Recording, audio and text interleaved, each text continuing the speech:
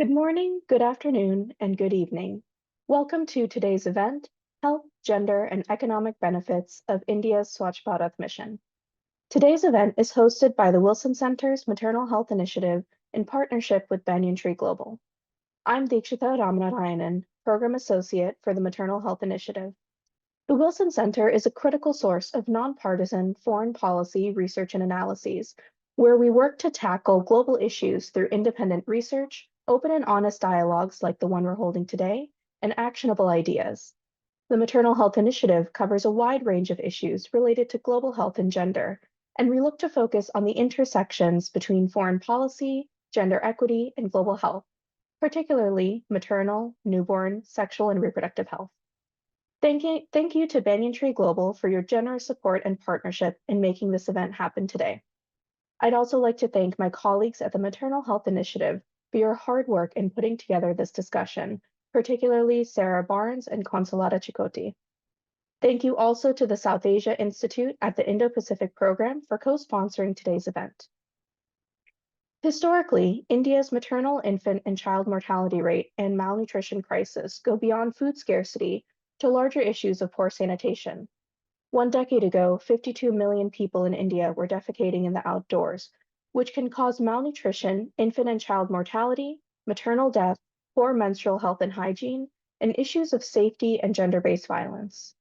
In 2014, the Indian government took up the Swachh Bharat Mission, or Clean India movement, to build household and community toilets, improve solid waste management, achieve behavioral change towards sanitation and hygiene management, and improve both health and economic outcomes. In a decade, India has seen incredible declines in infant, child, and maternal deaths, as well as massive cost savings, reduced school dropouts, improved menstrual health and hygiene, and decreases in gender-based violence. Our speakers today will share their perspectives on the successes of Swachh Bharat Mission, its impacts on health and mortality rates, gender equality, and economic empowerment, as well as the lessons learned that can be applied to other countries facing similar challenges. Following the panel discussion, we will allow time for an audience Q&A session. If you have questions for our panel, please put them into the chat box directly below the live video on the event webpage, and our team will present them to the panel during the audience Q&A portion of the event. You can follow the conversation online on Twitter or X at Wilson_MHI, or on Instagram at Maternal Health Initiative with the hashtags IndiaSBM or MHDialogue. Now, without further ado, I'd like to introduce our moderator for today's event, Sanjeev Yadav. Sanjeev is the founder of Banyan Tree Global, an award-winning strategic and public affairs consultancy, global accelerator, and investor, with offices in Boston, London, and Delhi. Sanjeev brings a diverse set of experiences in both the public and private sectors, from trade and diplomacy and international affairs to investment management, innovation, skill development, and India and UK market expertise. Sanjeev is passionate about the remarkable promise of the US-India partnership and is excited about working to further grow and develop the people-to-people relationships between the two democracies. Sanjeev, the floor is yours. Thank you so much, Deekshita, for that kind introduction. I'm looking forward to this morning's panel discussion and introducing our four distinguished panelists. But first, on behalf of my team at Banyan Tree Global and our partners, including Chartwell Strategy Group, I would like to take this opportunity to thank the Wilson Center, and more specifically, the Maternal Health Initiative, including Sarah Barnes and Deekshita, for their time, commitment, and for sharing this important policy endeavor, its story, and the important outcomes and lessons that the United States and its friends in the developing world can learn from India's success story. For me, as a first-generation Indian American, this story is personal. My late father started his professional journey in 1960 working with the then Indian Planning Commission and the Intensive Agriculture Development Program, as well as the All India Radio and Television, on programming for literacy, healthcare, and rural and urban community development. Our trips to India growing up, visiting my maternal grandfather, who was a longtime devoted legislator and minister representing a rural region of Haryana, were full of the stories and the lessons of the public health, sanitation, and developmental challenges that rural India faced. But fast forward to 2014 and to see the launch of the Swachh Bharat Mission under the bold leadership of Prime Minister Modi and government partners, and then to watch its progress over the last decade has been remarkable. The Swachh Bharat Mission is and was a vast undertaking of the world's largest sanitation program to provide every Indian access to toilets, eradicate open defecation, and affect child health and mortality rates and overall health and economic outcomes.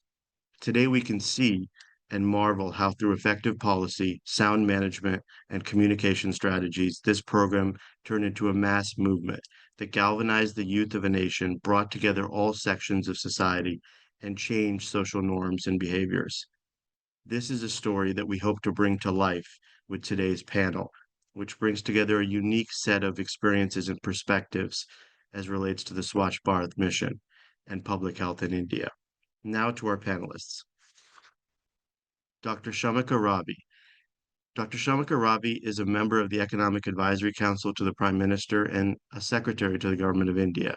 Her research focuses on economics of development, including the areas of finance, healthcare, urbanization, gender equality, and welfare and poverty. Sujoy Mujumdar. Sujoy Mujumdar is the senior WASH specialist with UNICEF India, where he provides technical assistance on sanitation to the government's efforts on rural sanitation initiatives. He served as the first director of the Swachh Bharat Mission in 2014 and currently coordinates UNICEF assistance to the Swachh Bharat Mission across the country. Archana Vyas. Archana Vyas is the Director of Program Advocacy and Communications, Growth, Opportunity, and Empowerment at the Bill and Melinda Gates Foundation. Her work advances the goals of the foundation and its partners in such areas as financial inclusion, agricultural productivity, urban sanitation, nutrition, global education, women's economic empowerment, and women in leadership. Jaya Awasthi. Jaya Awasthi is the principal and head of skill for the Confederation of Indian Industry and an advisor to the Employers Federation of India, where she leads work in the areas of skill and policy advocacy. She has extensive experience in leadership positions with companies such as Apple, JP Morgan, and others, where she also chaired global diversity programs with a focus on women's empowerment. She is passionate about working through game-changing initiatives that will impact the social fabric of India. So now that we've gone through and introduced our wonderful panel, I'd like to kick it off and throw the first question to Dr. Ravi. Dr. Ravi, can you speak to the Swachh Bharat mission policy, how the program was rolled out, and how its management contributed really to its large-scale success? Thank you, Sanjeev, and thank you to the Wilson Center for the opportunity. It's 10 years, so it's a good time to really look back at why things turned out the way they have. But as an economist, I must also confess, I'm equally surprised and sort of interested in how certain things have happened and we term them as unintended consequences. In 2014, by then there was sufficient literature to motivate going open defecation free. There was compelling evidence to show that one of the leading causes of undernourishment, malnutrition, various metrics of it, including, of course, the extreme severe metrics such as infant mortality or neonatal deaths. The pathways were very clear. Fecal matter found its way into the water within the household that was used to bathe, to cook, so on. Now, despite having very good and compelling evidence until 2014, it really became a mass movement, a people's movement, largely on account of the mission mode that it was driven as. And largely, of course, it was very much a top-down approach. And I think it was largely on account of the fact that the Prime Minister, using 2nd October as Mahatma Gandhi Jayanti, which is it's a national holiday in India, and invoking the words of Gandhiji that cleanliness is godliness. And it really did start from Delhi, right from the top, but very quickly percolated down to a panchayat right? An average panchayat across this gigantic 1.4 billion people nation. So it is an operational research case study. It is also a management case study, how traditionally lethargic bureaucracy can be motivated when the outcomes or the targets are well defined, when funding is well allocated, when the management is also well monitored, on a regular basis. And cases have been written. Again, there is good evidence to show all of that. Of course, there is a lot of good research, extremely rigorous empirical work that have come out in the last few years, which have looked at the impact of Swachh Bharat Mission on health outcomes, infant mortality, neonatal deaths, again, various metrics of malnutrition. But I think what I have personally found extremely exciting, largely because we didn't expect it and perhaps we should have, on a hindsight, is the impact it has had on safety and security of girls and women across rural areas of India. In fact, if you look at the NCRB data, the National Crime Record Bureau data, there is almost like an inflection point happening across every state of the country. And these are not states which are governed by the BJP, which is in center, or by allies of the BJP. It really runs across the country. And you see inflection, meaning a turn in terms of the number of rapes and assaults reported. And a large part of it is attributed to the fact that 120 million toilets did get built. Access to toilets is fundamentally a gendered problem, and particularly in India. And it has brought dignity, and it has definitely brought about a certain improvement in quality of life across the country, but primarily for women and girls. Thank you so much for sharing that. And I think that's an issue that or a topic that we want to come back to later on in the discussion. Thank you so much. I'm going to turn it over to Sujoy.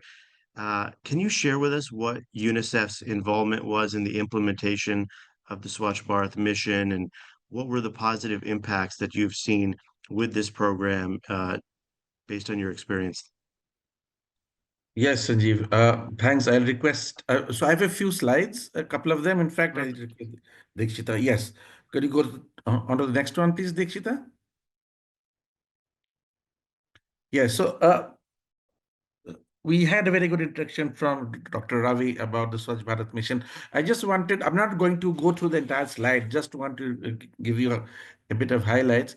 It was driven from the top and the leadership of the Prime Minister. The couple of things I want to highlight is the huge involvement of women in the program. I mean, beginning from women masons who helped in construction of those 100 billion plus toilets. We had micro loans given to women's groups and women's collectives to help them build or repair their toilets. We had a Jan Andolan, or the mass involvement of the public in the program, which in rural areas were very much led by women and children. And another point I wanted to highlight in this slide is, according to India's constitution, 50% of the local governments are actually reserved for women participation. So huge women participation in the Swachh Bharat mission, I think, was one of the major reasons for its success. Sanitation issues in India have been a historical issue that has been faced with the issues of caste and class and gender. And I think this was a major change in the mindset of the people. Next slide, please, Dikshita. And UNICEF, of course, a key partner in things like policy support, guideline preparation for the mission, in capacity building. One of the innovations which we managed to work with the government was to work on the global initiatives on community-led total sanitation to make the community approaches to sanitation. Globally, especially in Asia and Africa, Behavior change has been a focus to the CLTS, but there in many countries we see people initially building very rudimentary facilities. I think government of India was very clear that they did not want to go into rudimentary facilities and wanted better and more durable structures to be built, which was safe. And I think this combination of CLTS and incentivization was one of the success stories of the Swachh Bharat mission. Then, of course, gender guidelines, MHM guidelines came out. There was technical assistance, I mean, that we provided, international knowledge exchange. One of the issues I just wanted to point out was the joint monitoring program is showing significant, so in basic sanitation, India is close to 90% plus. Safely managed, we're around 60 now, and it's increasing as more and more of the fecal sludge is getting managed. So huge progress in the country because of the Swachh Bharat mission. Next slide, please. Uh, Dr. Ravi spoke about studies. I'm just giving you a snapshot of 4 very important studies that have come out. The World Health Organization brought out the Health Impact Assessment in 2018, in which they said 300,000 diarrheal deaths were prevented when India became ODF. Uh, the Bill Melinda Gates Foundation, we have a speaker from BMGF today, and I'm sure they'll speak to it. 32% lesser cases of women with low BMI and a change in BMI of women in rural India. UNICEF did a couple of studies. One was the financial and economic impact of the SBM, and this is a study, in fact, which has been repeatedly quoted by the Honorable Prime Minister. $720 saved by every rural household which stayed in an ODF community because of lower medical costs and wages not lost. This has been a very significant study. In fact, this was the study which also influenced the initiation of the SBM phase 2 after the phase 1 ended because of its impact. And then UNICEF also did a study to show that the ODF villages had much lower groundwater contamination because of the control of of OD. And recently, in current, a few months back, there's an independent study published in Nature in which this showed significant decrease in IMR from 8% prior to the SBM to 3% annual decline now happening because of the SBM. And then also there is a link between the toilet access and IMR decrease happening. So there has been significant impact of Swachh Bharat, and I think these results are now influencing global initiatives across Asia and Africa to look at what are the success stories of the Swachh Bharat. I stop here. Thanks, Deepshika. Thank you so much, Sujoy, for that overview and for really showing us some of the research that is driving some of the lessons and outcomes here. Turning now to Archana, what has been the role of the Gates Foundation in the implementation and success of the Swachh Bharat mission? Can you speak to kind of how improved sanitation has led to a reduced maternal and newborn mortality and overall improved health outcomes? Yeah, thanks a lot, Sanjeev. And I'm sorry, because of some technical glitches, I got off at the beginning. So some of what I'd say may be a duplication. So my apologies for that. Oh, that's all right.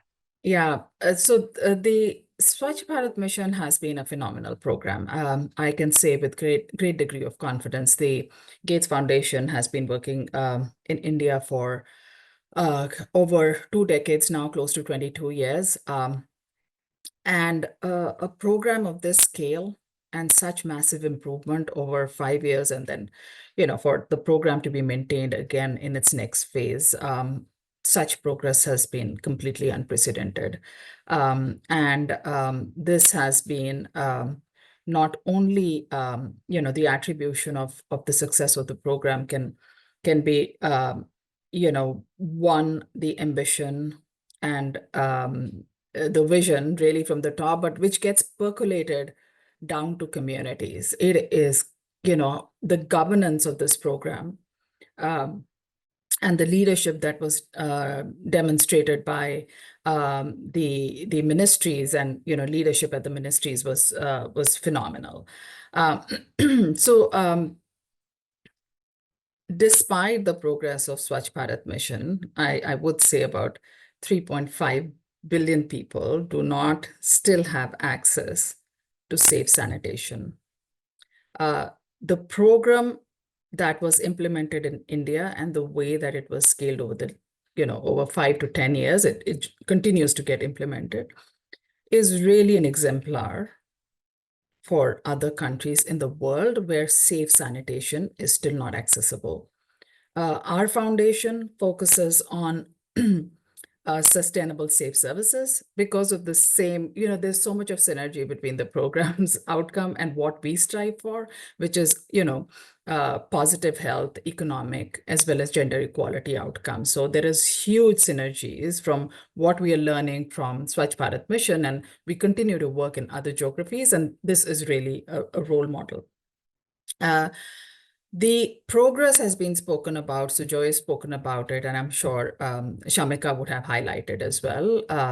But first phase, 700,000 villages declared ODF. And in its next phase, which is SPM 2.0, 450,000 nearly, those villages are ODF plus, which is about sustained sanitation. The health outcomes, again, Sujoy had highlighted, right, in terms of the fact that there were so many diarrheal incidences before the Swachh Bharat Mission and after the Swachh Bharat Mission. There has been like multiple studies done: diarrheal infections, infant mortality, under 5 mortality, impact on women's health, impact on their psychological safety, which clearly indicate what has been the positive outcome of this massively national scale program. Our foundation, I would say, has been extremely privileged. We were working with Ministry of Housing and Urban Affairs, as well as Ministry of Drinking Water and Sanitation right from the inception. We've supported this program, provided the role that the foundation plays is that of technical as well as managerial support that the ministry requires, which has led to institutional capacities at the ministries to be able to design as well as deploy the program nationally over the life of the program. We continue to work with both the ministries. But more importantly, I think the focus was also on national policies, like Sujoy mentioned, right? We focus a lot more on fecal sludge management, septage management, which is because, pathogens go into the water and there are health impacts as well. And we feel that liquid, waste management is so much important. So that was our focus when we were working with the ministries, which is devising a national, fecal sludge as well as septage management policy, but also its deployment across states. We've supported behavior change programs with the ministry. We've also supported, policies as well as programs around sanitation workers who were enablers of providing safe sanitation, their own safety policies around their own safety, policies around their own dignity. But we've also supported a lot of this research. You saw some of those cited by Sujoy, but but with both the ministries, we've supported innovative, I would say, sanitation indices, which led to very healthy, competitive, behaviors as well as accountability at district level, where village after villages were going ODF free. So we had supported that study as well, and then there has been implementation support as well at the state level, and I can get into the details, but I'm sure that you're going to be asking us questions, so those would come up organically. Thank you, Sanjeev. Thank you so much, Archana. I appreciate that.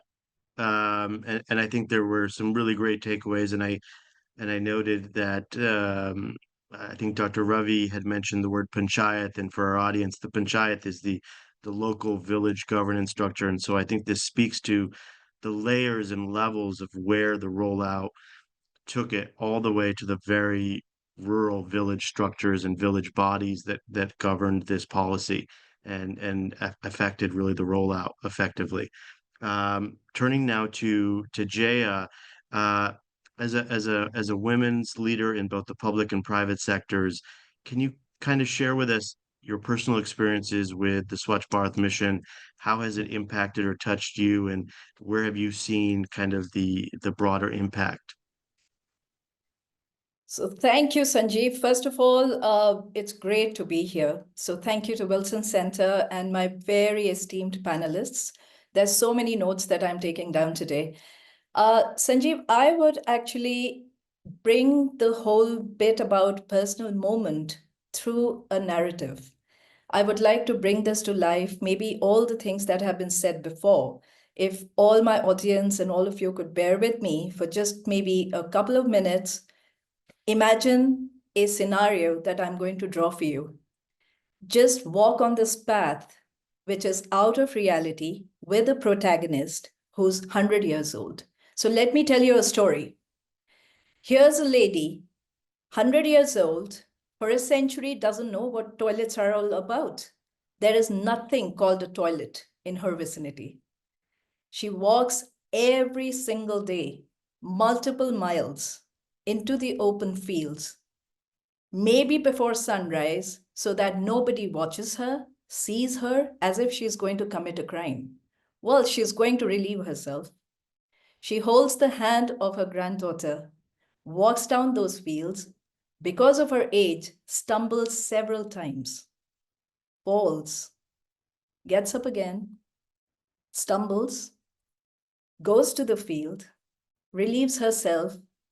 Some stray motorcycle light somewhere, she gets up because she's afraid that her granddaughter and her will not be able to sustain their dignity. That is a story that repeated itself over and over again. The granddaughter holding the hand of the grandmother, helplessly watching as she falls. But there's just nothing that could be done. Till that one fateful day when the government officials arrived in a village, spoke about this mission called Swachh Bharat Mission, which our Honorable Prime Minister from the ramparts of the Red Fort had spoken about, and the one statement that the dignity of a woman is everybody's collective responsibility. We are rebuilding our national character. They spoke about sanitation, they spoke about toilets, and our 100-year-old protagonist takes this to heart, and the emotion is so intense that she sells off 8 of her goats. That's possibly all she had for her livelihood. And she builds the single most toilet in that village in her own home. That single gesture brought about such a revolution that within a few years, hers was the one village that was free of open defecation, clean roads, very minimal sexual assaults, and a lot of dignity for the woman. And this, my friends, and Sanjeev, this is not a story exactly. This is about Kumar Bai, who became the mascot for Swachh Bharat Mission. When I talk about this, I have goosebumps, and that's how personal this mission has been. Everything is about the leadership. Everything is about how a woman turned her circumstance into such a powerful narrative from victimhood to empowerment. Did anybody realize that a mission like this, when our Prime Minister, Honorable Prime Minister, is going to talk about an issue which is so deeply embedded in the culture about sanitation, about cleanliness is next to godliness, who would have thought that the last woman in the rural village, who perhaps would not have been considered for any other mission or scheme, actually left a legacy? Once she passed away, every single person in India was paying tribute to this lady. This is the power of this mission, Sanjeev, and this is how personal it is for me. I pause here. Thank you so much for sharing that. That really, I think, humanizes when we talk about policy, really the real stories and the real impact at the most basic rural village level, and in a community sense, the impact. Thank you so much for sharing that. I think, as a very nice segue, I think taking that story and turning to Dr. Ravi and tying that to some of her earlier comments in her introductory comments. Toilets in construction has greatly increased the safety, the dignity for people in India, but especially for women in India, and young girls. Can you speak to what you've seen, from a decreased gender-based violence, improved menstrual health, dignity, really at a fundamental level for young women and girls and women in general in India? Thank you, Jaya, for that wonderful story. I think, as economists, I think, we look at things from an institutional point of view, of course, largely empirically motivated.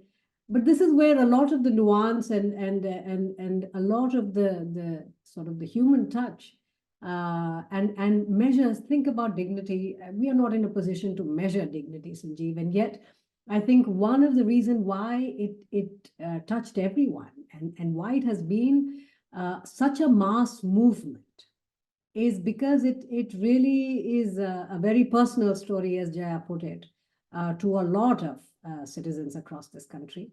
And I think that also, it tells us a little bit about what is happening in India in modern times, in terms of how this democracy in many ways is being lifted on the shoulders of its women citizens. Many aspects of social change that we are seeing, or political change that we are seeing, there is a reason that no political party, whether regional or national, can ignore women voters anymore. And I think a large part of it has to do with the fact that leaders who have their ears on the ground give back. And they do realize, the preferences that the political preferences that they represent, and particularly of women, in many ways, Swachh Bharat did respond to that very basic need. Now, again, let me tell you that it's very well and easy for us to now, on a hindsight, after 10 years, say these things. But this is again where, as an empiricist, when we look at past data, which is usually the only way to predict or to suggest new policies, we look at past trends to say, well, if you did this, this will be the marginal impact, and this is the kind of cost you should be prepared to pay.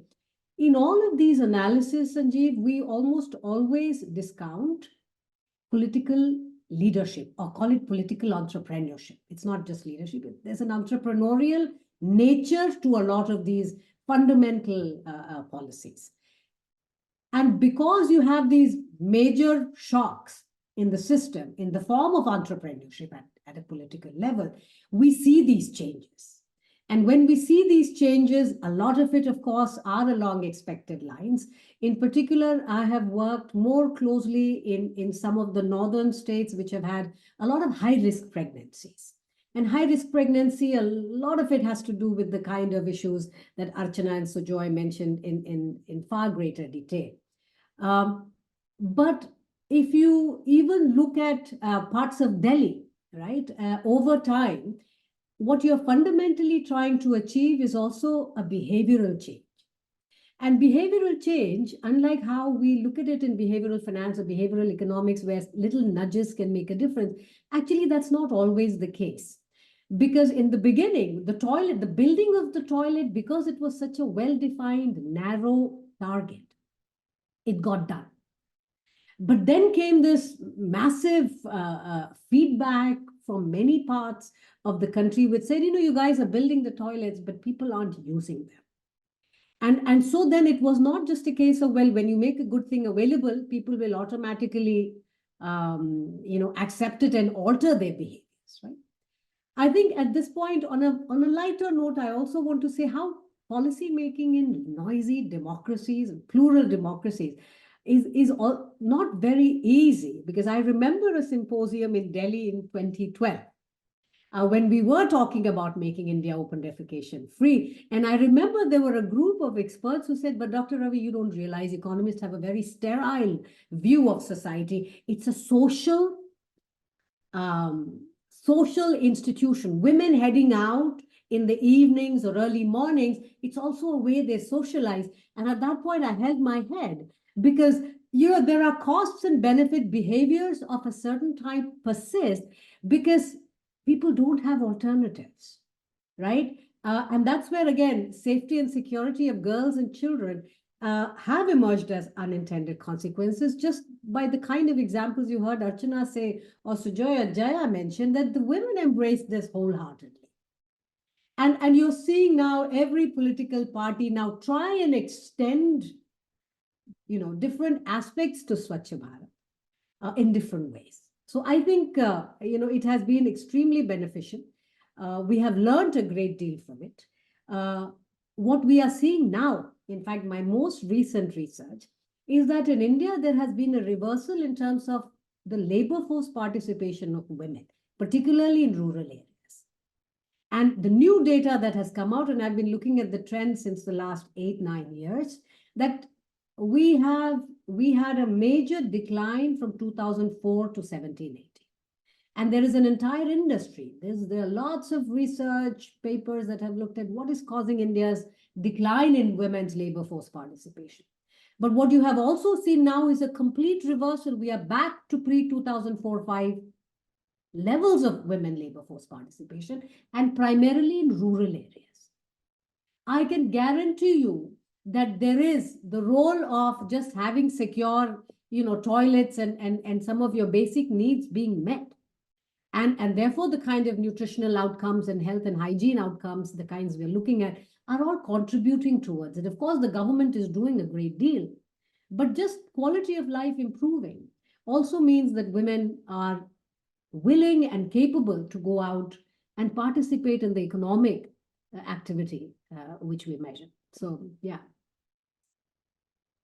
Thank you for that and sharing that perspective. I just want to take a moment to remind our live audience that please go ahead and submit your questions for the Q&A period that will be coming shortly. We would love to hear your thoughts and any questions that you want to bring forth to our panel.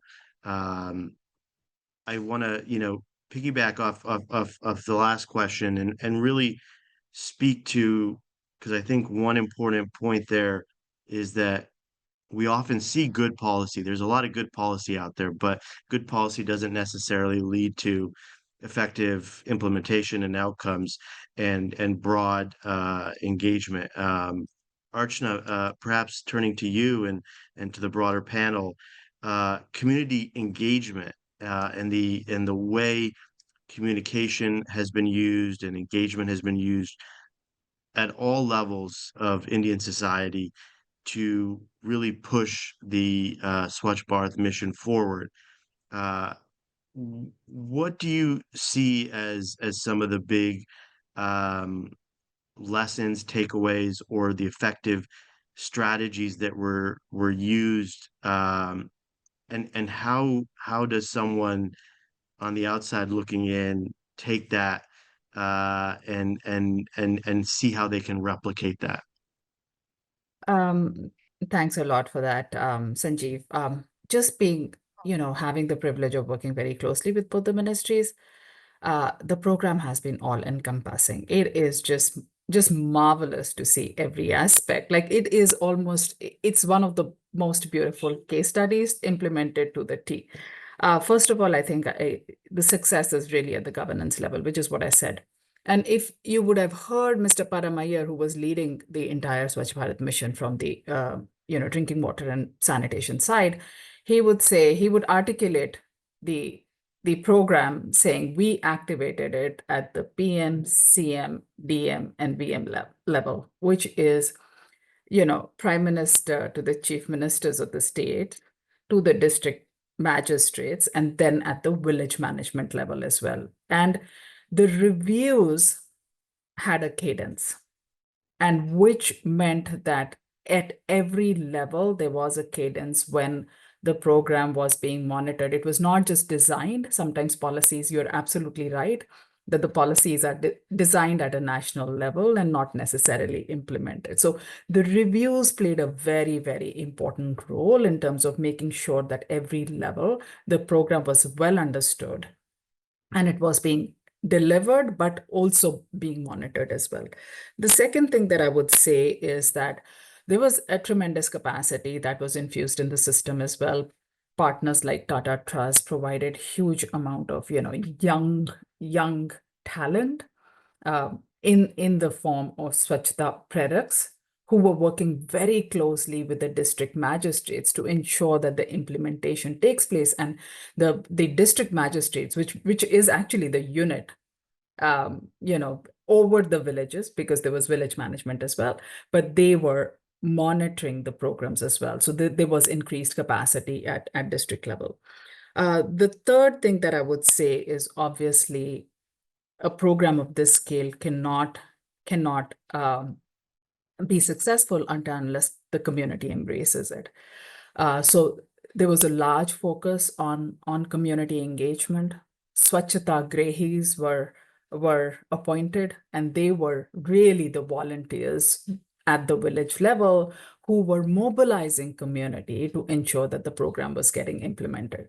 There was huge amount of financial incentive that was for every program. There is, policy level policies that get defined, but there are financial incentives as well that need to be provided, especially when it comes to scaled toilet construction as well. So there were financial incentives as well, but and which ensure that the communities are made aware of those financial incentives, and those incentives are being deployed in the right manner. So there was, so the entire mission, but at the same time, community ownership, community pride, that was infused with a scaled behavior change program. We had supported the government in terms of, to understand, is it norms or is it behaviors? Because norms are very different from behaviors, right? So Christina Beccari, she had done some very, very interesting study to understand, is it normative? And really so that there were norms around this, which is what Shamika spoke about, that it was okay to go out and defecate, right? So how do you change that behavior? And there is empirical evidence that entertainment plays an important role in terms of norm shifting, and therefore how the two ministries engaged celebrities at a national level, but also creating celebrities at local level, at village level, so that they were embracing, and there was a pride instilled village after village in terms of ownership of those behaviors as well. So I think it was, if you look at the entire program, as I say, it is classic for me. It is beautiful in terms of, studying program policies as well as, behavior change, that at every level, there was so much of hard work that went in, but followed very strictly with measures of accountability and measurement as well.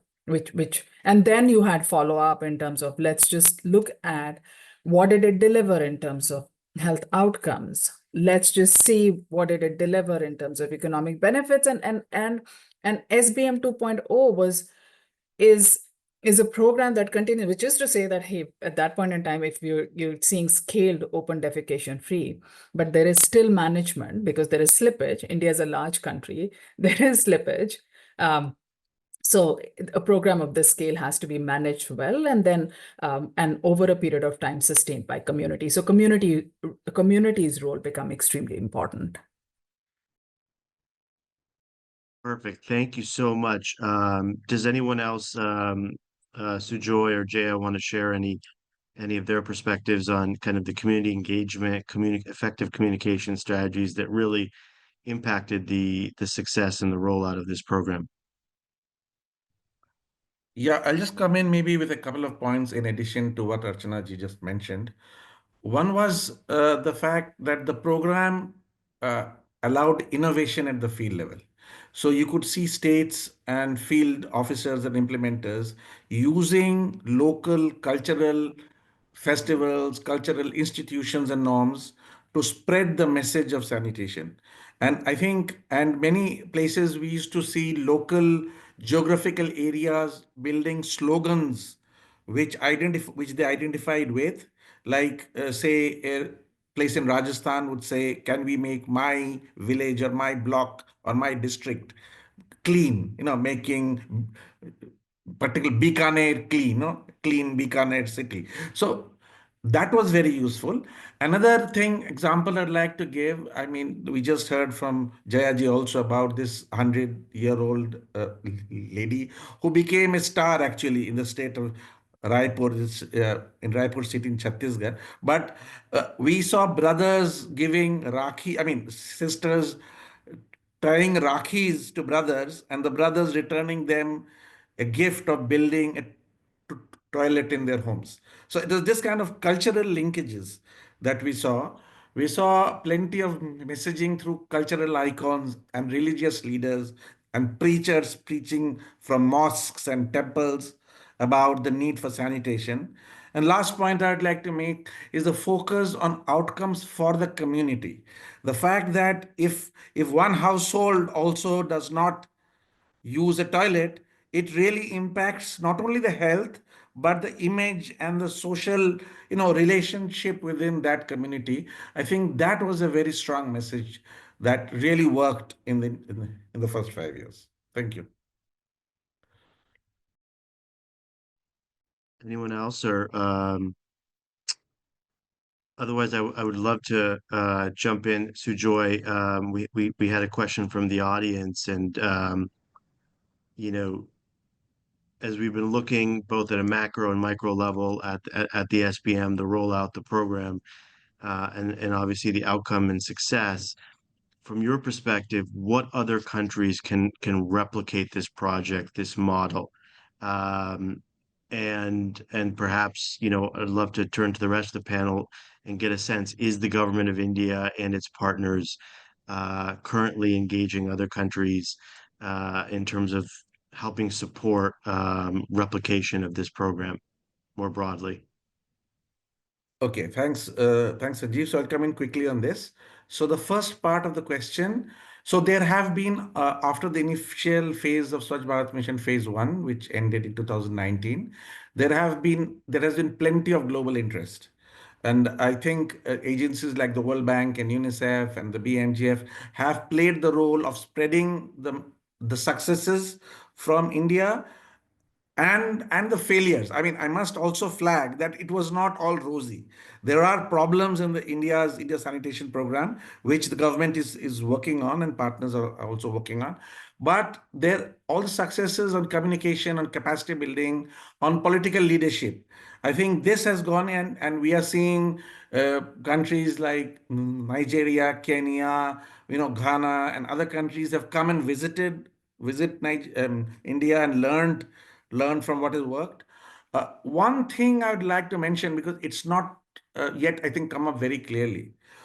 Other than political leadership and massive community engagement, I think for me, the principal driving force for the Swachh Bharat mission was the financial allocation.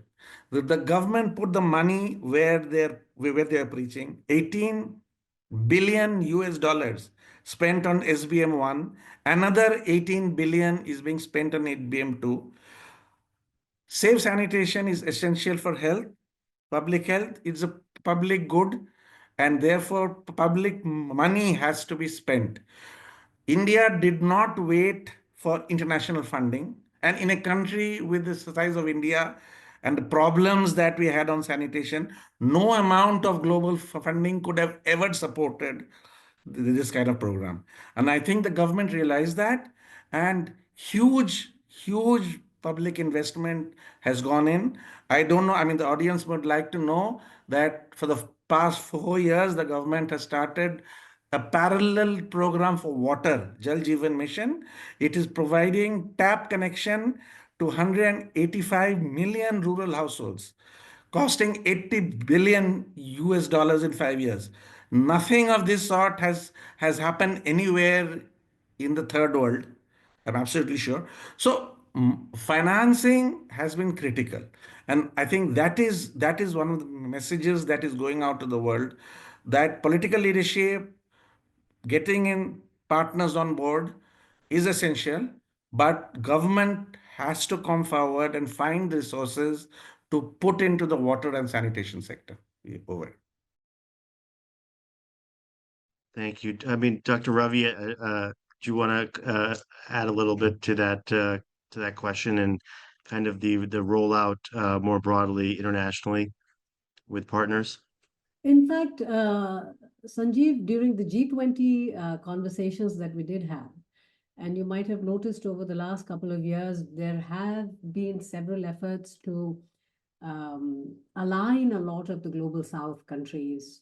While the press coverage has unfortunately been only limited to the digital public infrastructure, Aadhaar and UPI, etc., there were a number of countries that were interested in rolling out different elements of what we call Swachh Bharat Mission. Today, SBM has become so much more than just building of toilets. And you know, that gave us a sense that it is leading to closer ties with several countries. It is, in fact, even the financing, what Sujoy mentioned, not every country is going to finance it the way perhaps we have. But these are important metrics, because once you look at it like a public health investment, the returns then sort of become viable. And of course, currently I think there are conversations with 6 countries in particular. Those conversations, again, if you know the way the government of India is structured, it starts with the MEA, the External Affairs, and then the 2 ministries that Archana has been talking about. It eventually has to depend on the kind of technical assistance that these 2 ministries are in a position. But I think the beauty of this mammoth country, India, is that there are elements of the challenges and aspects to the innovation that other speakers have talked about, which have lessons for almost all parts of the world, because the Indian economy really, you have to view it like an entire European Union. I mean, you have a population the size of Germany, which consumes like Germany, behaves like Germany, travels like Germany, but you also have 2 sub-Saharan Africa that coexist with this. It's such a vast country with so much diversity, geographically as well, and culturally, that whenever, even in terms of initiatives, I think one of the beauty of Swachh Bharat Mission was that the initial target was very clear. We're not always as successful in terms of, despite having several other quite successful initiatives, I think the simplicity in terms of the design and the target, keeping it simple and completely aligning the compatibility of the incentives in terms of governance and financing all across the tiers of the administration, that has actually motivated several other countries. And I think we have currently conversations with 6, but there have been expressions of interest from close to 30. And that just gives you a sense of where this is headed globally. So there is a blueprint here. It becomes particularly appealing because this is not a unique problem. Remember, the global average for open defecation used to be around 12 to 14%. I don't know what the latest numbers are. Of course, India was a large part of that. So with us going down, I suppose we have pulled the global average down as well. But there do remain countries where this is a problem. This continues to be a problem. Sanjeev, if I can add to Yes, what please. Shamika said. So there are countries that we are supporting sanitation programs as well, Nepal, Bangladesh, and within countries of Africa, which includes Nigeria, Ethiopia, but within the region, Indonesia as well. So these countries, we're working closely in terms of how we can support, working closely with the 2 ministries in terms of helping diffuse some of these learnings to the countries. Yes, there is sensitization that we support in terms of countries coming and visiting and seeing the program. We've also supported building of cost-effective fecal sludge treatment plants, which is of interest to these countries as well. But there are also models in terms of how women, especially self-help group women, have been engaged. And even I should not just limit myself to women, but also transgenders who have been in states of Orissa, but also, women, particularly in states of Jharkhand, have been engaged in, building of toilets and even managing these fecal sludge treatment plants. Which serve as extremely powerful economic models as well. And we are supporting, working, of course, with the government in terms of diffusion of these lessons to other parts of the, LMICs who are interested in looking at similar models. Thank you for that. Turning to you, Jaya, how do you see as we look forward with the Swachh Bharat mission and its evolution, how do you think it will evolve in the next phases, and how do you sustain from a broad perspective that momentum and the success in terms of the impact? So thank you for that question. It's a great question, Sanjeev. When I reflect on a program of this order, there are only two things that can hamper or make it. One is the intent, the other is resources, right?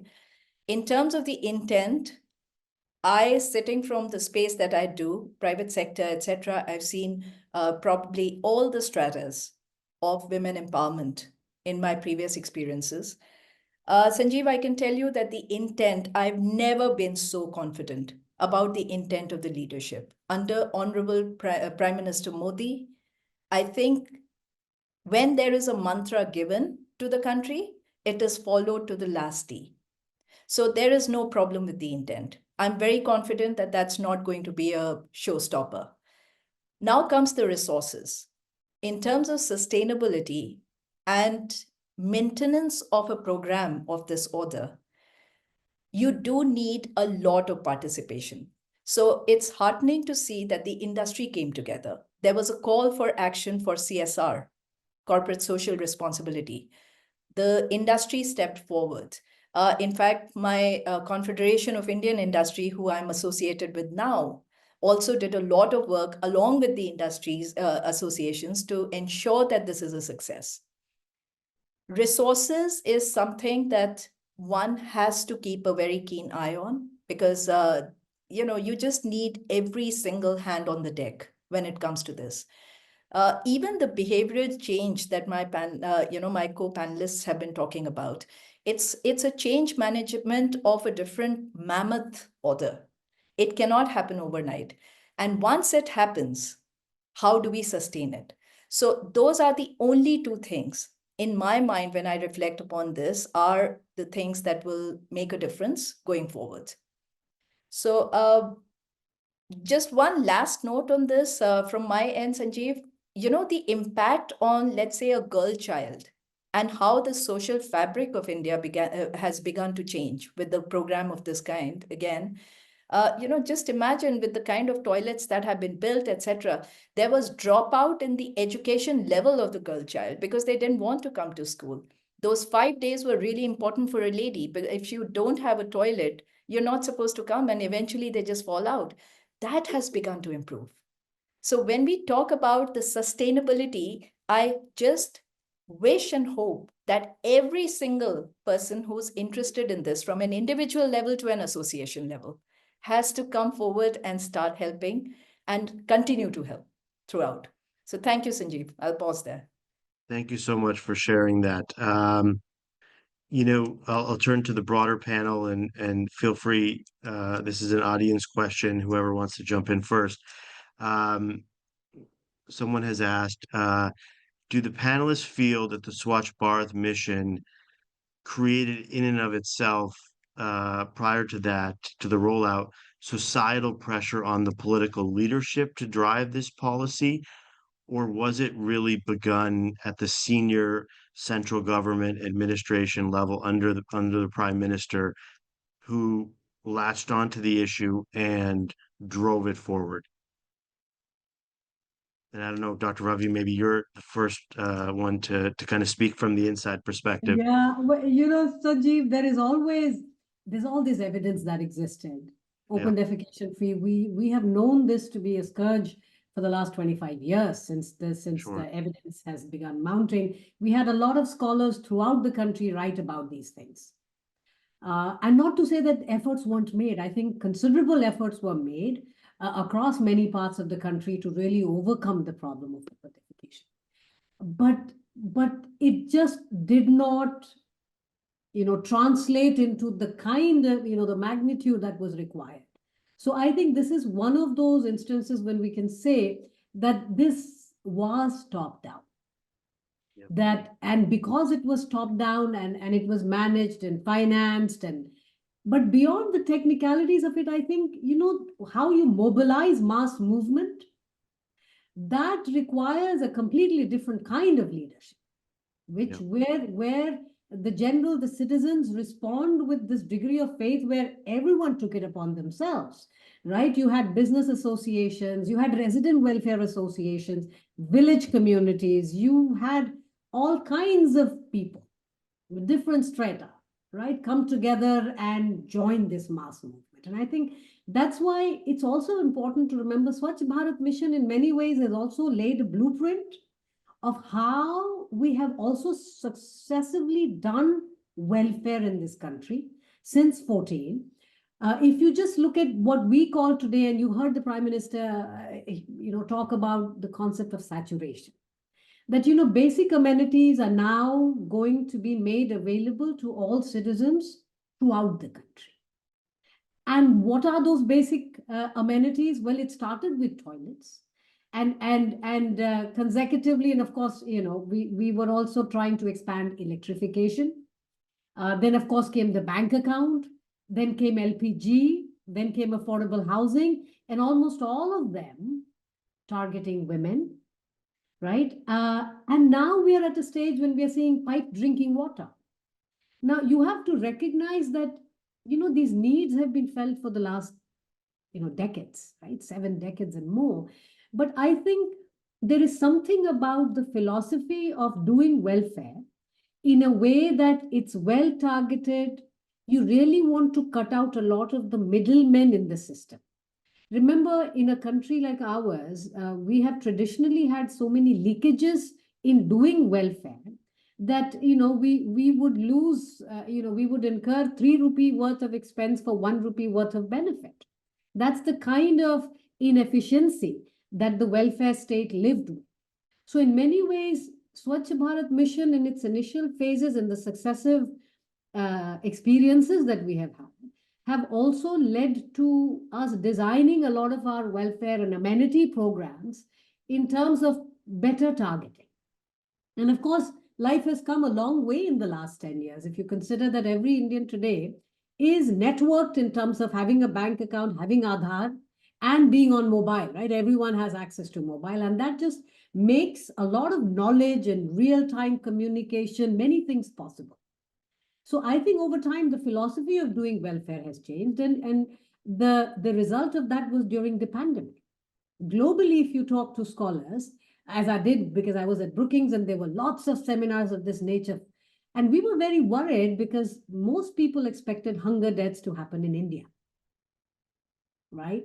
And I can very proudly tell you that we have not had hunger deaths, not because of the pandemic, and largely because the welfare architecture itself over time has now evolved into one which is so much more efficient at targeting, right? The leakages have come down. People have direct access to a lot of these benefits, and that has led to what Jaya beautifully says, that there is this element of trust that the state is going to do this. But what I call is also there is now a cutting out of what used to be a poverty parade, that even if I was entitled to a benefit like a toilet, I would have to stand outside the DM's office. I would have to stand outside the local functionary's office for months and months to get something which I'm entitled to. That culture has changed. So I think that's why Swachh Bharat is such a fascinating experiment, such a successful one. And of course, we've learned a lot while doing it. It's a mammoth country with complex bureaucracy, but it also tells you that when it's well designed and it can be implemented, and it can be successfully implemented with huge support from people, right? So And I think, if we look back at some of the messages in terms of how to replicate this, I think one of the key takeaways from my perspective I'm hearing is political will and political leadership, and then effective resource deployment. Um, you know, looking at speaking to the broader panel here, if we look at programs like the John Don, financial inclusion, financial empowerment, which Dr. Ravi just spoke to in terms of how that also was targeting most effectively women and bringing women into the system. If you look at this holistically, how has all of these broader policy initiatives done at scale driven the success of each one hand in hand?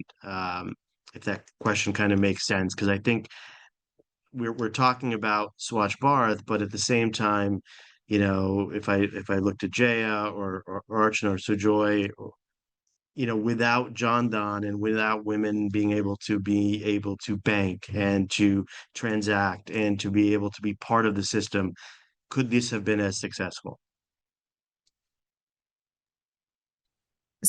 So I can come in here. So Jan Dhan or digital JAM, which facilitated digital public infrastructure, which is, bank accounts, Aadhaar, which is digital identity, and mobile, have been phenomenal. Digital public infrastructure of that the government has put in place has been transformational. And the benefits are not just limited to financial inclusion, where we've seen access to bank account between, the gender gap just diminish. In fact, India stands out so beautifully. More than 76% women have access to bank accounts, and about 75% of men. Not just bank account, but the access to active bank accounts. Yep. Yeah. But the benefits are not just financial inclusion. You're seeing health architecture being designed on similar fundamentals, and which led to very beautifully during COVID. That's the reason more than 2 billion vaccinations were given, right? Because it was all certified digitally. We know we are a US-based organization where our colleagues were getting paper-based certificates. India was getting all digital certificates, right? So, and now that's translating to the universal immunization program as well. But the benefits are what Shamika had mentioned in terms of just leakages that went down dramatically, billions of savings, efficient governance for the Indian government, which then gets plowed back into various programs. But also we had recently hosted senior delegates from South Africa to learn from India's experience of digital public infrastructure. It was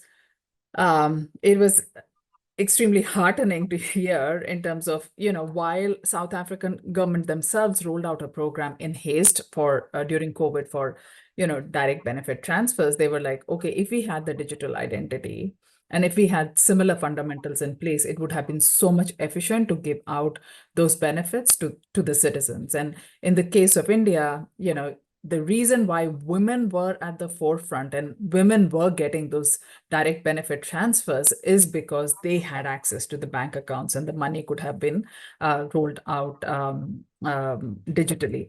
So I think, and that's the reason why your direct benefit program is just not limited to, a particular scheme or program of the government.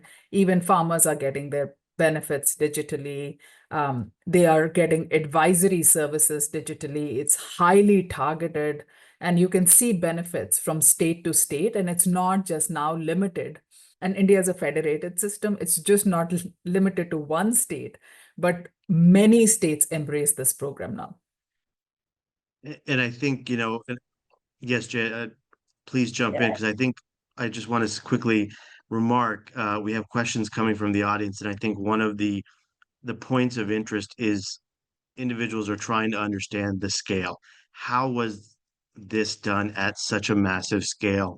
Was this one mapping of a policy rollout that drove the scale and implementation, or was it a more broad-based approach? And I think Jaya, please jump in and continue to provide perspective, because I think that's something that everyone is trying to understand and grasp. Sure. So, Sanjeev, let me tie the two things together. Uh, First of all, I'll chime in on the part about the various schemes. Again, I say from the space that I sit, I continue to see a slew of efforts, right? And all of them with a common DNA and a common theme, the love for Bharat, the love for social upliftment, the love for equality, So all of them, I'm engaged in a program right now. We are operationalizing something at yet another mammoth scale called the PM internship scheme. And the DBT is the center point of getting this kind of a direct benefit and a financial something to every single person. So all of these schemes have tied together. And that is where I feel when you talk about how does one roll out such schemes, I think the foundation has been perfectly built by our current government and political leadership. And with that, the right people are on the job at the right time. So how does it work? I continue to see this not as missions and revolutions and programs that they are. I see these as emotions. And that is what brings communities together. It goes right down to the last individual. And that is how such large programs can become a success. Otherwise, we literally are a continent masquerading as a country. So it would not work the way it's working unless every single person is involved.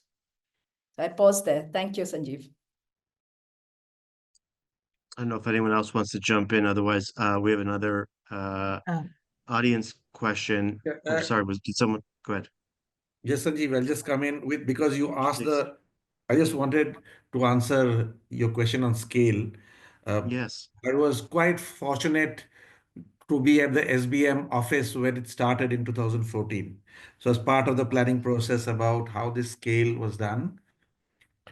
So uh, as was said earlier, Dr. Ravi said it, that the Prime Minister was very keen that and very clear that the target was that India had to become open defecation free by the 2nd of October 2019, which was the 150th birth anniversary of Mahatma Gandhi. So there was very symbolic goal that, and a very emotional goal that wanted to achieve.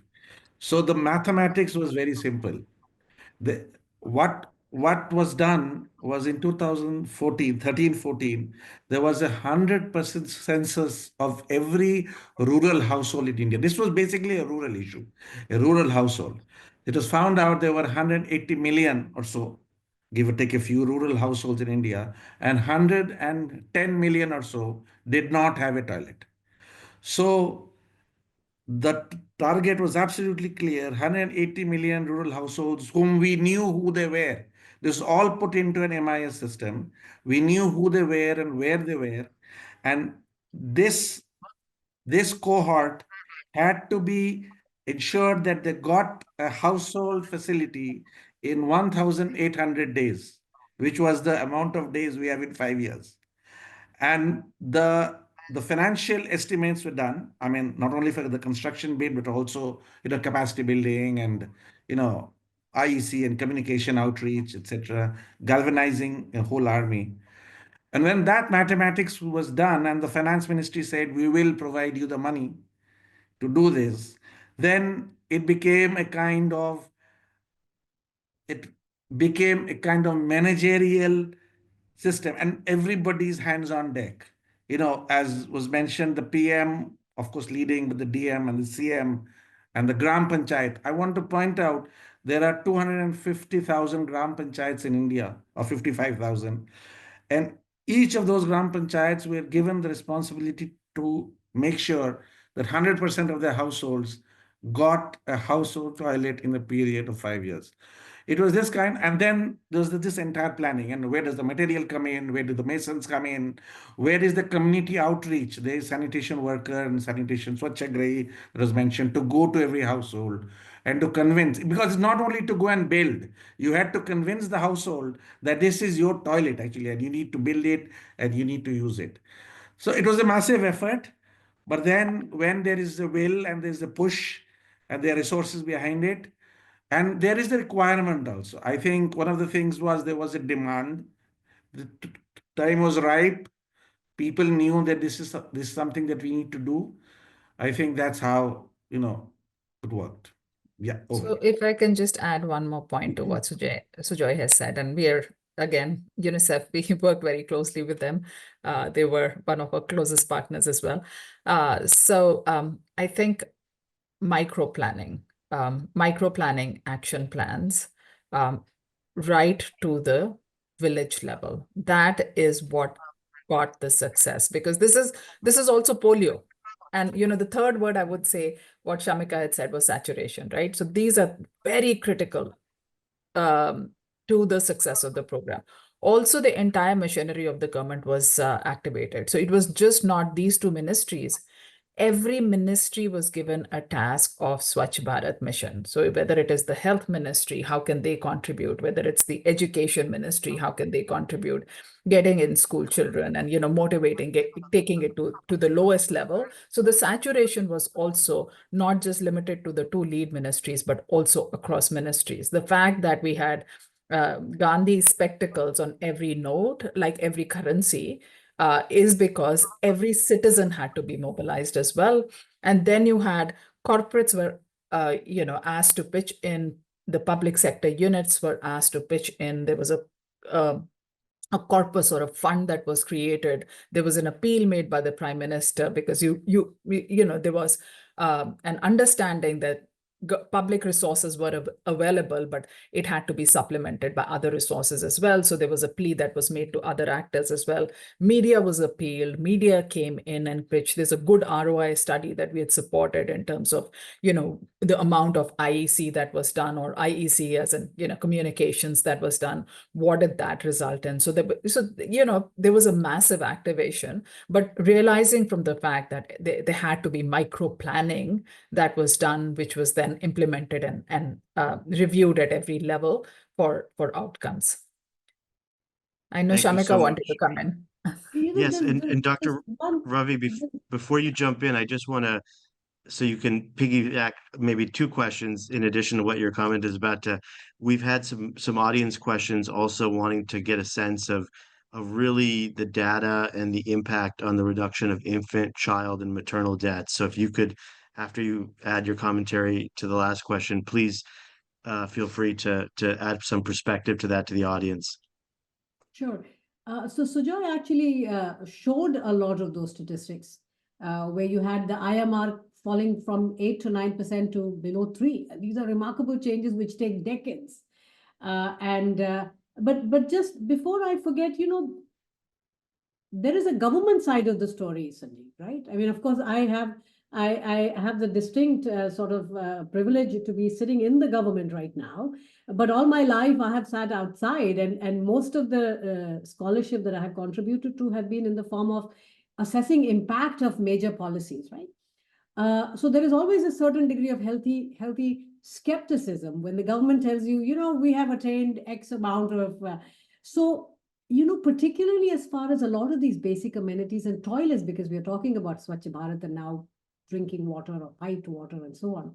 We actually, one of the studies we did early last year was to see what do the households report themselves.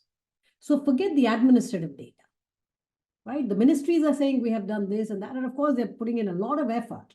But what do the households say? So we put a certain degree of faith in survey data. And, looking at National Family Health Survey, more than 12 lakh, so let's say 1.2 million households over 10 years, when you look at what has happened, you have near universal availability of toilets. The expansion, and I'm talking about the bottom 20%. So these are your most vulnerable and traditionally neglected, right? The state machinery, while they are meant to be the recipients of your welfare, and this is the group that we often target when we think of welfare, they're also very vulnerable, right? Their access to state isn't as. But if you look at the survey data, it's very reassuring. And that's why I think everyone on this panel, we have sort of a meeting of minds, and everyone, is saying good things, is because really we have been looking at the data repeatedly over time. A National Family Health Survey of 1.2 million households, they're telling you that there is no difference between Hindu and Muslim households. There is no difference between Sikh, Christians, Hindu, Muslim, any along religion, or as we have in India, social groups. If you look at scheduled caste and scheduled tribes and the OBCs, no difference if you begin to look at the improvements and where we stand. And toilets is one of those schemes where we've done phenomenally well, but we seem to be, the saturation, we've looked at it for 7 different amenities, everything that we had data for, and there is no discrimination from the state when it comes to provisioning of or making all these things available. I think that's a very important point, because this is fundamentally what democracies are meant to be in practice, right? It is not because of benevolence of the state that citizens are getting certain basic amenities and therefore dignity and so on. They elect representatives, and those representatives really do represent what is in their best interest. But we have been a democracy for 75 years, Sanjeev. And I think this is where it's very important also for the global scholarly community to recognize that we are very different from China in many ways, right? Of course, we are under $3,000 per capita. We are trying, to make a lot of things available.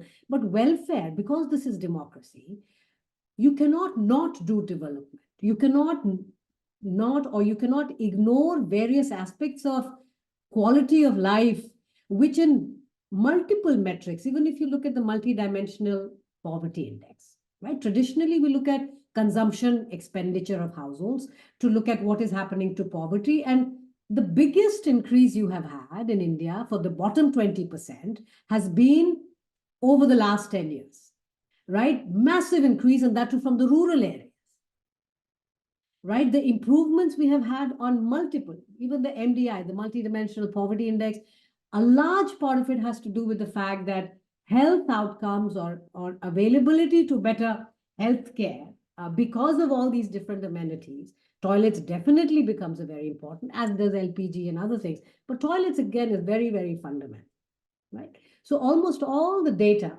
that we are able to put together, whether it is from the UN agencies, the WHO, the government surveys or private surveys, they're all extremely consistent internally. And that is why I think, we have so much faith in what seems to have transpired in the last 10 years. Thank you so much. I think we have probably 6-7 minutes left, maybe a little less.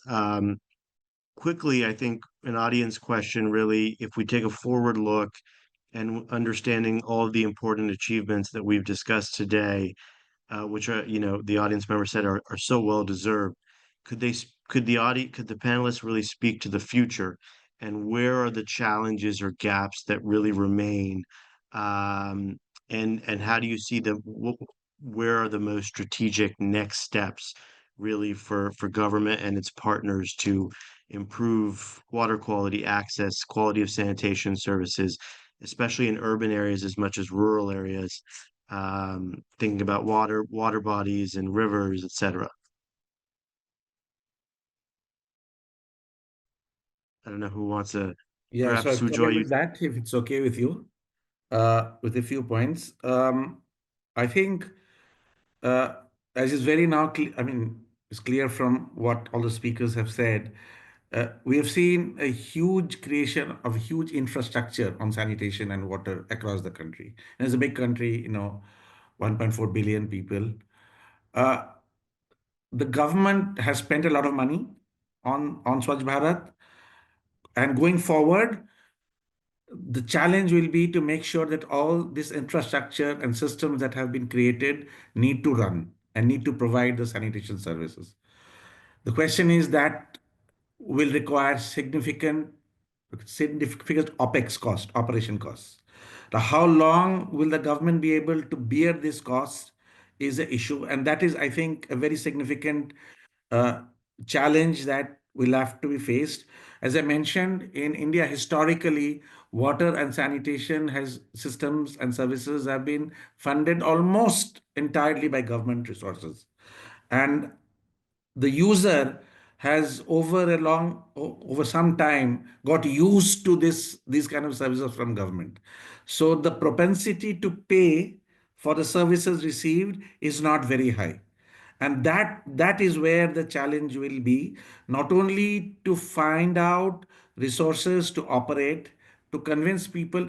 Obviously, we are hoping that now that people are getting used to high quality services, they will over the long run want to enjoy the services in future, and therefore pay for the same. But I think that is an area where much work needs to be done in communication, in convincing communities to manage, the schemes and get people to pay. That is the one major issue. The other issue, I think, will be to look at the SDG goals. And the fact that SDG 6.1 and 6.2 for water and sanitation require certain metrics, indicators to be looked at. The sanitation indicator needs that fecal sludge needs to be safely managed. And that is a challenge, because you can imagine, India, 600,000 villages spread over. How do you put up fecal sludge treatment plants? I mean, how do you connect each village to, scattered areas so that will require further resources. So these are, I mean, the government is working at it. There is, information support, the technology support being given. But these are the issues I think going forward, we all need to pay attention to. Thank you. Dr. Ravi, I think you're about to jump in. I do want to mention one thing moving forward, Sanjeev. We are urbanizing very fast. We are urbanizing much faster than our administration has been able to keep up with. In fact, our urbanization process is easily 10 years ahead of where our administration and governance sort of systems are. So the reflex answer, if you ask anyone how urban is India, is 35, 37%. That's not true. All alternate forms of data, nighttime, satellite, concentration, density kind of work people do, we are anywhere between 65 and 70% urban. Now, given the pace of urbanization, solid waste management, availability of clean drinking water, and many other aspects of health and hygiene, which are public in nature, need to be reworked very quickly, which means our governance systems. And remember, our cities, the way India is structured, we have a powerful government at the center. We have very powerful governments at state. We also have extremely, powerful panchayats. But our urban local bodies, unfortunately, that is still a gap in the middle. So I think moving forward, Swachh Bharat and the public goods in terms of health and hygiene that Sujoy mentioned, we will have to do a very quick catch-up administratively to meet the aspirations of an urban India. Perfect. Archana, do you want to jump in? No, I think Shamika summed up really well. But yes, so to say, despite the significant progress that we've seen, there is still, it continues to be an unfinished agenda. So we all have glowingly spoken about the lessons that can be learned, but there's still work to be done, especially in terms of managing and making it more sustainable. I think the key is sustainability. And then the ULBs that Shamika mentioned about, there's a lot of work that's required there. Jaya? Thank you, Sanjeev. So Dr. Ravi and Archana and Sujoy, they've just described this so beautifully. Look, the scale that our country is at, right? And every single person is involved in something or the other. So in case we need to, continue some such programs, the involvement of every single person will be really important. It's key. Otherwise, it can be in some pockets, some audience here and there, but it may not be very widespread. I continue to believe in the power of the industry for many obvious reasons. Industry stepping up a lot more, funding, resources, all of that would be really important. And also the time together of the various schemes. So, just having these standalone schemes here and there, which hasn't happened so far, but there may be a very big chance that it can happen in the future. That may just not forebode very well for the large kind of programs. So that's about it. But otherwise, again, I mean, I would say that I still feel very confident, extremely sure, very assured actually about the leadership, and I know it will get pulled through for many, many years to come. So there's a legacy being created here. Thank you. Dr. Ravi, do you have anything final to add, or? No, just thank you. Thank you for having this wonderful conversation. I learned a great deal from everyone here. Thank you all. Well, perfect. Thank you, everyone. And I'm going to turn it over to Deekshita to close this out and thank everyone. Thank you all. This was an incredible discussion, and I know we all in our audience learned a lot from all of your insights. I'd like to thank our panelists today, Dr. Ravi, Sujoy, Archana, and Jaya, for your insightful contributions to today's event, and a special thank you to Sanjeev for your expert moderation of this discussion. Thank you also to my MHI colleagues and to the Wilson Center's AV team for your work to make today's event a great success. A recording of the event will be available on the Wilson Center event page within 24 hours. And select quotes from our speakers will be added to our website in the next couple of weeks, as well as an article co-authored by Dr. Shamika Ravi on the successes of SBM will be published next week on the Wilson Center's New Security Beat blog. Thank you all for tuning in.